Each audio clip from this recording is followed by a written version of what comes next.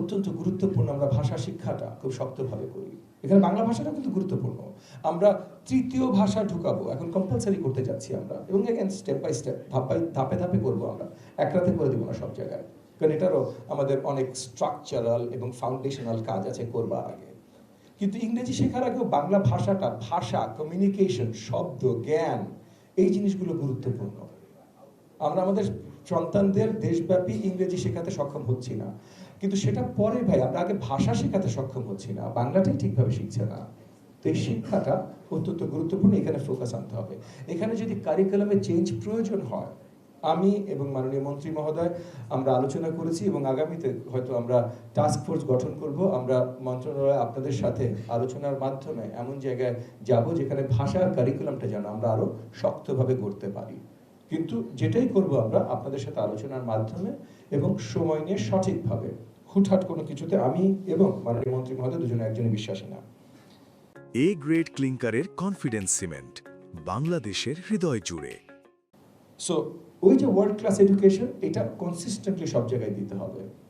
Bangla medium, English medium, আলিয়া মাদ্রাসা, কওমি মাদ্রাসা, আমরা ইউনিফর্মিটি আনতে চাই। আপনি যেই স্টাইলেই পড়েন না কেন, জ্ঞানের ভিত্তিটা যেন, আপনি কওমি মাদ্রাসায় 6 স্ট্যান্ডার্ড হিসেবে পাশ করেছেন, আপনি ইংলিশ মিডিয়ামে 6 স্ট্যান্ডার্ড হিসেবে পাশ করেছেন, আপনার জ্ঞানের ভিত্তিটা যেন কনসিস্টেন্ট থাকে, এটা গুরুত্বপূর্ণ। আপনি কওমি মাদ্রাসায় গেছেন, আপনি হাফেজিয়া পড়ছেন, আপনি কোরআন, এটা অত্যন্ত গুরুত্বপূর্ণ আমাদের ধর্মীয় আলোকে দেখলে, কিন্তু তাই বলে আপনার বাংলাটা আবার হালকা হয়ে যেতে পারবে না।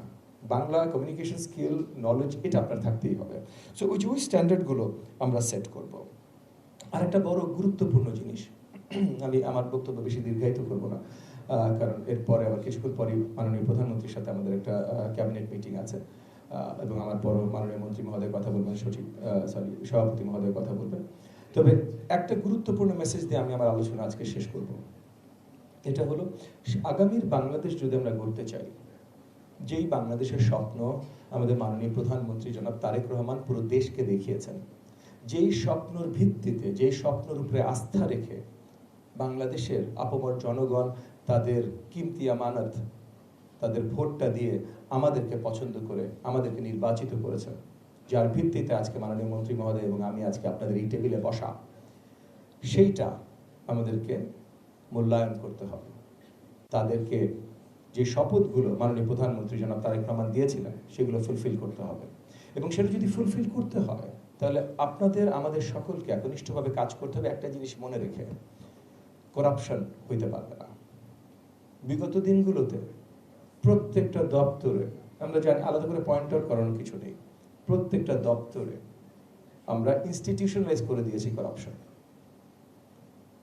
শিক্ষা মন্ত্রণালয়ের অধীনে যতগুলো দপ্তর আছে, যতগুলো ইনস্টিটিউশন আছে, সব জায়গায় আমি এবং মাননীয় মন্ত্রী মহোদয় আমরা অ্যাবসলিউট করাপশন ফ্রি দেখতে চাই।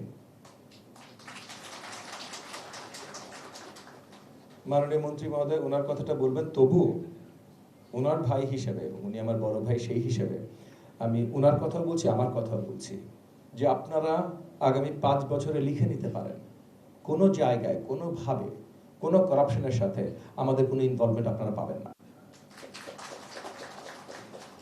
আর যেহেতু আমরা হব না, তাই আমরা অন্য সবার জন্য কিন্তু এখানে 0 টলারেন্স মেনটেন করব, সবার জন্য। এটা আপনারা কড়া নজর রাখবেন।